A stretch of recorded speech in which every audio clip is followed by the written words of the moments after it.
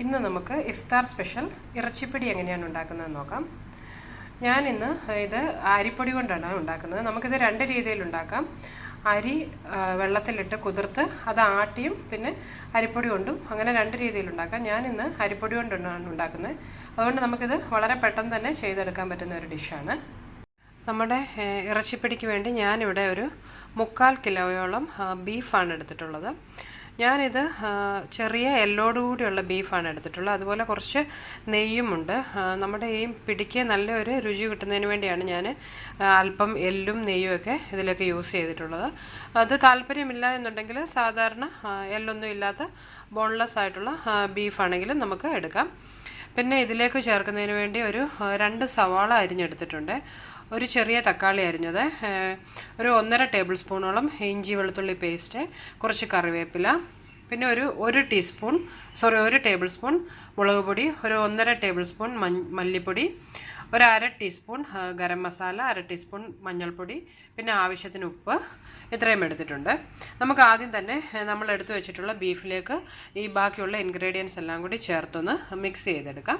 ഇപ്പോൾ ഞാൻ നമ്മുടെ ബീഫിലേക്ക് മസാലകളും അതുപോലെ ഇഞ്ചി വെളുത്തുള്ളി പേസ്റ്റും സവാളയും എല്ലാം കൂടി നന്നായി ഒന്ന് മിക്സ് ചെയ്തിട്ടുണ്ട്. ഒരു 2-3 ടേബിൾ സ്പൂൺ വെള്ളവും ഇതിലേക്ക് ഒഴിച്ചിട്ടുണ്ട്. വെള്ളം ഒത്തിരി ഇതിലേക്ക് ഒഴിക്കേണ്ട ആവശ്യമില്ല. വേകുമ്പോൾ ബീഫിൽ നിന്ന് തന്നെ ആവശ്യത്തിന് വെള്ളം ഇറങ്ങി വന്നോളും. ഇനി നമ്മുടെ ഈ മസാലകളൊക്കെ ഇതിലേക്ക് പിടിക്കുന്നതിന് വേണ്ടി നമുക്കൊരു അരമണിക്കൂർ ഇതൊന്ന് മാറ്റി വെക്കാം. അത് കഴിഞ്ഞിട്ട് അരമണിക്കൂറിന് ശേഷം നമുക്ക് ഇത് നന്നായിട്ട് വേവിച്ചെടുക്കാം. നമ്മുടെ ബീഫ് റെഡിയായി വരുന്ന സമയം കൊണ്ട് നമുക്ക് പിടിയിലേക്ക് വേണ്ടുന്ന ബാക്കി ഇൻഗ്രീഡിയൻസ് എന്തൊക്കെയാണെന്ന് നോക്കാം. ഞാനിവിടെ ഒരു 1.5 കപ്പ് വറുത്ത അരിപ്പൊടി എടുത്തിട്ടുണ്ട്. ഇത് നമ്മുടെ അപ്പത്തിനും പത്തിരിക്കും ഒക്കെ ഉപയോഗിക്കുന്ന അരിപ്പൊടിയാണ്. പിന്നെ ഈ 1.5 കപ്പ് അരിപ്പൊടി എടുക്കുമ്പോൾ നമുക്കിതിലേക്ക് ഒരു 2 കപ്പ് വെള്ളമാണ് വേണ്ടി വരുന്നത്. ഈ വെള്ളം നന്നായി തിളച്ചതിന് ശേഷം വേണം നമ്മളിത് ഈ പൊടിയിലേക്ക് കുഴച്ചെടുക്കാൻ. നമ്മൾ ഇടിയപ്പത്തിനൊക്കെ കുഴക്കുന്നത് പോലെ നന്നായിട്ട് വാട്ടി കുഴച്ചെടുക്കണം. നിങ്ങളുടെ കയ്യിൽ വലിയ പാത്രം ഉണ്ടെന്നുണ്ടെങ്കിൽ നമുക്ക് വെള്ളം അതിനകത്ത് ഒഴിച്ച് അതിലേക്ക് പൊടി ഇട്ട് കുഴയ്ക്കാം. പക്ഷേ എൻ്റെ കയ്യിൽ ഇപ്പം ഞാൻ ചെറിയൊരു പാനിനകത്താണ് വെള്ളം തിളപ്പിക്കാൻ വെക്കുന്നത്. അതുകൊണ്ട് ഞാൻ തിളച്ച വെള്ളം ഈ പൊടിയിലേക്ക് ഒഴിച്ചാണ് കുഴച്ചെടുക്കുന്നത്.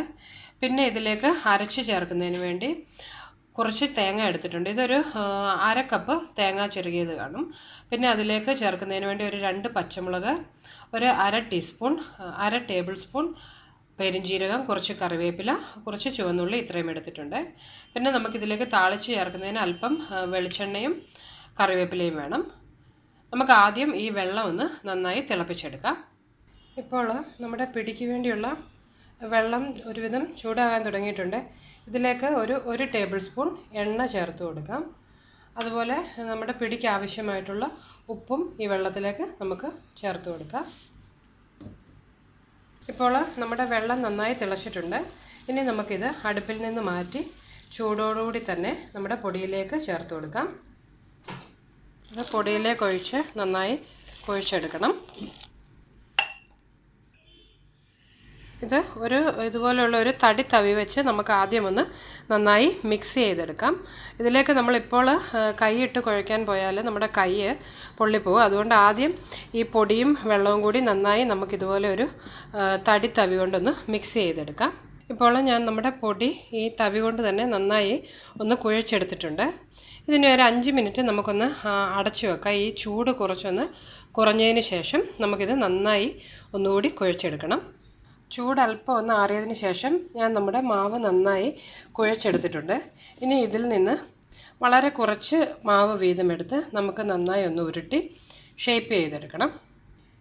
ഇതുപോലെ ഒന്ന് ചെറുതായി പ്രസ് ചെയ്ത് ചെറിയ റൗണ്ട് ഷേപ്പിൽ ആക്കിയെടുക്കാം. നമുക്കിതുപോലെ തന്നെ ഇനിയുള്ള ഈ മാവ് മുഴുവനും ഒന്ന് ഷേപ്പ് ചെയ്തെടുക്കണം.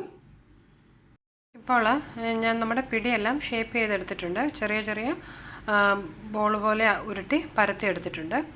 ഇനി ഇത് നമുക്ക് ഒരു സ്റ്റീമറിൽ വെച്ച് ആവിയിലൊന്ന് വേവിച്ചെടുക്കണം. നമ്മളിത് ഓൾറെഡി തിളച്ച വെള്ളം കൊണ്ട് കുഴച്ചെടുത്തിട്ടുള്ളതായതുകൊണ്ട് ഈ പൊടി ഓൾറെഡി വെന്തിട്ടുള്ളതാണ്. അതുകൊണ്ട് ഇനി നമ്മൾ സ്റ്റീമറിൽ കുറേ ഏറെ നേരം ഒന്നും വെച്ച് വേവിക്കേണ്ട ആവശ്യമില്ല.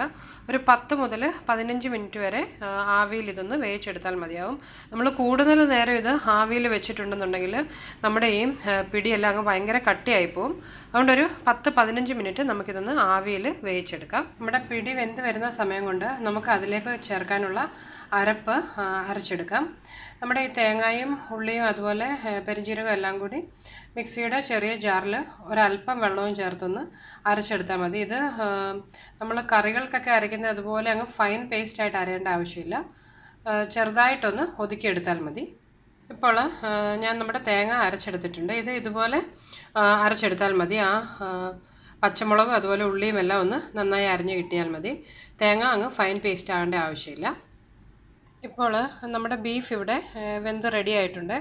അതുപോലെ തന്നെ പിടിയും ആവശ്യത്തിന് വെന്ത് ഞാൻ സ്റ്റീമറിൽ നിന്ന് മാറ്റിയിട്ടുണ്ട്. ഞാൻ ഇഡലി ഉണ്ടാക്കാനൊക്കെ ഉപയോഗിക്കുന്ന സെയിം സ്റ്റീമർ തന്നെയാണ് ഈ പിടിയും ഒന്ന് വേവിച്ചെടുക്കാനായിട്ട് ഉപയോഗിച്ചത്. ഇനി ഇതെങ്ങനെയാണ് മിക്സ് ചെയ്യുന്നതെന്ന് നമുക്ക് നോക്കാം. അതിനായി കുറച്ച് വലിയൊരു പാന് അടുപ്പിൽ വെച്ചിട്ടുണ്ട്. ഇതിലേക്ക് ഒരല്പം വെളിച്ചെണ്ണ ഒഴിച്ചു കൊടുത്തിട്ടുണ്ട്. ഇതിലേക്ക് കുറച്ച് കറിവേപ്പില ഇട്ട് കൊടുക്കാം. കറിവേപ്പില ഒന്ന് മൂത്ത് വന്നതിന് ശേഷം അതിലേക്ക് നമ്മൾ ആക്കി വെച്ചിട്ടുള്ള നമ്മുടെ പിടി ഇട്ട് കൊടുക്കാം. ഇതിലേക്ക് ആക്കി വെച്ചിട്ടുള്ള ബീഫ് കൂടി ചേർത്ത് കൊടുക്കാം. ആദ്യം നമുക്ക് ഈ ബീഫിൻ്റെ ചാറെല്ലാം നന്നായി ഇതിലേക്കൊന്ന് ഒഴിച്ചു കൊടുക്കാം. എന്നിട്ട് ഇതൊന്ന് മിക്സ് ചെയ്തതിന് ശേഷം ഇപ്പോൾ ഞാനിത് നമ്മുടെ പിടിയും ഈ ബീഫിൻ്റെ ചാറും കൂടി നന്നായി ഒന്ന് മിക്സ് ചെയ്തിട്ടുണ്ട്. ഇതിന് ശേഷം നമ്മുടെ ബാക്കി ബീഫ് കൂടി ഇതിലേക്കൊന്ന് ചേർത്ത് കൊടുക്കാം. എല്ലാം കൂടി നന്നായി ഒന്ന് മിക്സ് ചെയ്തെടുക്കണം. ഇതിൽ നമ്മൾ ബീഫ് വേവിച്ചപ്പോഴും അതുപോലെ പിടിക്കുള്ള മാവ് കുഴച്ചപ്പോഴും ഒക്കെ നമ്മൾ ഉപ്പ് ചേർത്തിട്ടുണ്ടായിരുന്നു. എങ്കിലും ഉപ്പ് പാകത്തിനാണോ എന്ന് ഇപ്പോൾ ഒന്ന് ചെക്ക് ചെയ്ത് നോക്കണം. ഉപ്പ് വേണമെന്നുണ്ടെങ്കിൽ ഒരല്പം ഉപ്പ് കൂടി നമുക്കിപ്പോൾ ഇതിലേക്ക് ചേർത്ത് കൊടുക്കാം. ഇതിലേക്ക് നമ്മൾ അരച്ചു വെച്ചിട്ടുള്ള തേങ്ങയുടെ അരപ്പ് കൂടി ഒന്ന് ചേർത്ത് കൊടുക്കാം. അതിന് ശേഷം എല്ലാം കൂടി നന്നായി ഒന്ന് മിക്സ് ചെയ്തെടുക്കണം. ഇപ്പോൾ ഞാൻ നമ്മുടെ പിടിയും ബീഫും അതുപോലെ തേങ്ങയും എല്ലാം കൂടി നന്നായി ഒന്ന് മിക്സ് ചെയ്തിട്ടുണ്ട്. ഇനി നമുക്കിത് അടച്ചു വെച്ച് ഒരു 3-4 മിനിറ്റ് ഒന്ന് ചൂടാക്കി എടുക്കണം മീഡിയം ഫ്ലെയിമിൽ. അപ്പോൾ നമ്മുടെ ആ തേങ്ങയുടെയും പച്ചമുളകിൻ്റെയൊക്കെ ആ ഒരു പച്ചമണവും രുചിയൊക്കെ ഒന്ന് മാറിക്കിട്ടും. ഇപ്പോൾ നമ്മുടെ ഇറച്ചിപ്പിടി റെഡി ആയിട്ടുണ്ട്. ഇതിൻ്റെ ആ തേങ്ങയുടെയൊക്കെ ആ പച്ചമണമൊക്കെ ഒന്ന് മാറി വന്നിട്ടുണ്ട്. ഇതിനി തീയിൽ നിന്ന് മാറ്റി കുറച്ച് നേരം ഇരുന്ന് കഴിയുമ്പോൾ കുറച്ചുകൂടി ഒന്ന് കുറുകി വരും. താല്പര്യമുള്ളവർക്ക് വേണമെങ്കിൽ ഈ സമയം ഇതിലേക്ക് ഒരല്പം മല്ലിയില കൂടി ചേർത്ത് കൊടുക്കാം. ഞാൻ പക്ഷേ ഇപ്പോൾ മല്ലിയില ഇതിലേക്ക് ആഡ് ചെയ്യുന്നില്ല. ഇനി നമുക്കിത് അടുപ്പിൽ നിന്ന് മാറ്റാവുന്നതാണ്. അങ്ങനെ നമ്മുടെ നല്ല ടേസ്റ്റി ആയിട്ടുള്ള ഇറച്ചിപ്പിടി ഇവിടെ റെഡി ആയിട്ടുണ്ട്. ഇത് ഇഫ്താറിനൊക്കെ വിളമ്പാൻ പറ്റുന്ന നല്ലൊരു ഡിഷാണ്. എല്ലാവരും ഇത് ട്രൈ ചെയ്ത് നോക്കുക. നിങ്ങൾക്ക് എൻ്റെ റെസിപ്പീസൊക്കെ ഇഷ്ടമായെങ്കിൽ മറക്കാതെ എൻ്റെ യൂട്യൂബ് ചാനൽ സബ്സ്ക്രൈബ് ചെയ്യണം. അപ്പോൾ നമുക്ക് മറ്റൊരു റെസിപ്പിയുമായി വീണ്ടും കാണാം. ബൈ.